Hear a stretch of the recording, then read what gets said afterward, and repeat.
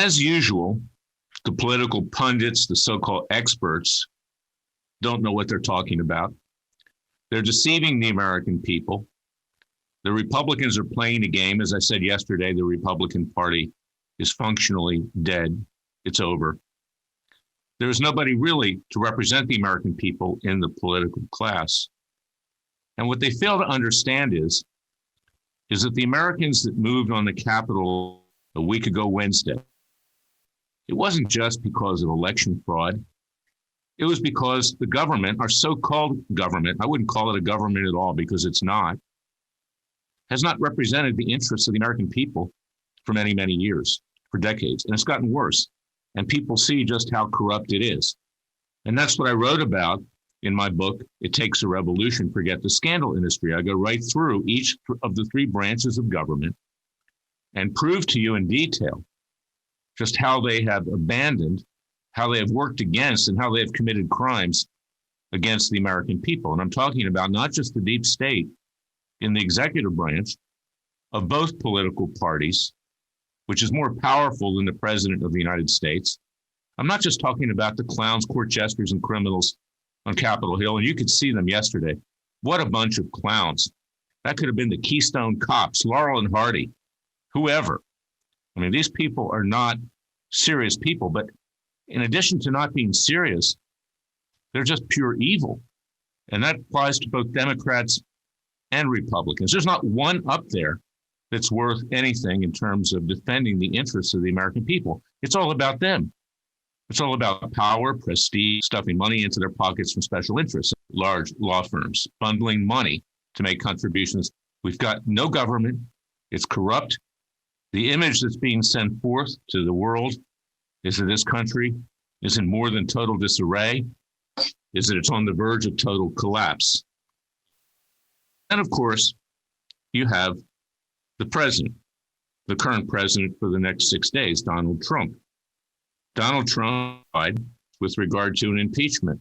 His previous lawyers that represented him, Pam Bondi and Pat Cipollone, he's the White House counsel, they've abandoned him too. You see, everybody likes a winner, but no one's going to be there for someone who's perceived to be the loser. And this president has never had people around him who are loyal to him. They've been there for themselves. And that goes for Sekulow, Bondi, and Cipollone. And I can spend more than a few minutes on this podcast going through it.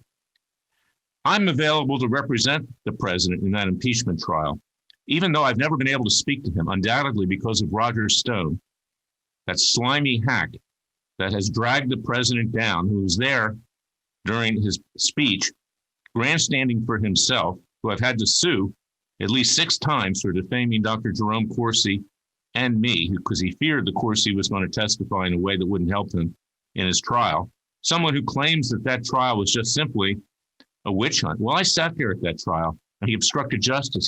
That was a just verdict, regardless of the biased judge. And I talk about that judge in my book. Yes, she's one of the worst, but Roger Stone is even worse than she is. So consequently, these are the people he hangs around, but people who are loyal to him, like me, I certainly do constructive criticism of him from time to time. He doesn't have anything to do with. And that's because of Roger Stone. But I'm available. But if he doesn't have me, he's going to have to look for somebody else. And at this point, I can't see anybody else that'll really stand up for him of any stature, or frankly, who knows what they're doing. But here's my message for today, is that don't listen to the Sean Hannitys. I mean, all he does is repeat videos over and over again because he's not smart enough to come up with any new thoughts. Tucker Carlson is not a conservative. He's playing the game. I know that. And Laura Ingraham, well, she's smart. I'll give her that. But she doesn't really fully understand. She hasn't been in the game for a very long time.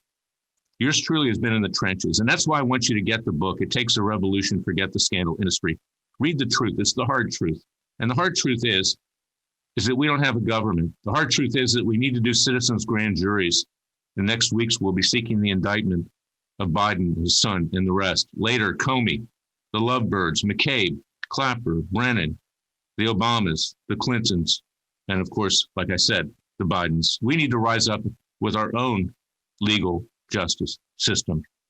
And make no mistake about it, those people that moved on the Capitol, there were some Antifa people. Yeah, there were some out of control individuals from God knows where. We don't know. But the reality is that that was the natural result of the government no longer representing the people. And whatever you say about it, that was just the beginning.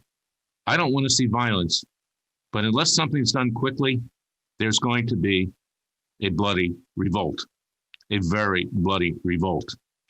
And again, I don't want to see that. But Jefferson predicted that. He said it would happen.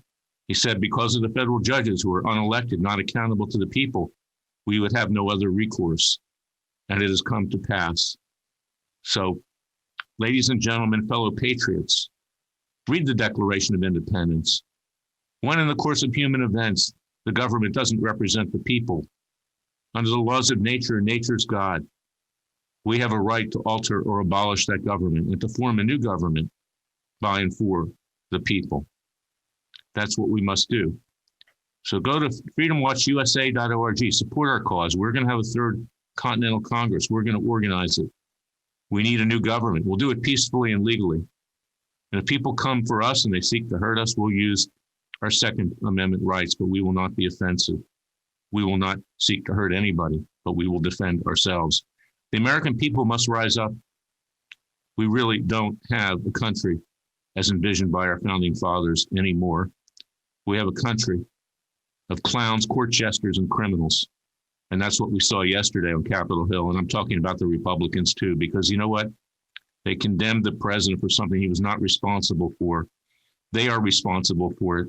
They have stoked revolution by abandoning the American people, by using their greed and their power to form what is in effect a racketeering enterprise against the American people. And that's the hard reality, and that's the facts of life. So forget about Fox News. Forget about the Republican Party. We must do it for ourselves. We must rise up peacefully and legally. Read my book, It Takes a Revolution. Get it at Amazon.com or with a contribution of $50 or more on Freedom Watch's website at freedomwatchusa.org. But don't be fooled by the crap that you see on Fox News, the cable media, and in the media. It's time for you to sober up and get to work, because we are at the end.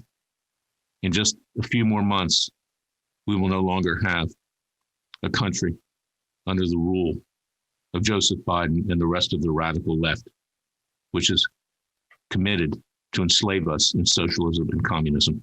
I'll be back tomorrow with another special podcast. Until then, pray to God and His Son, and thank you for listening to me.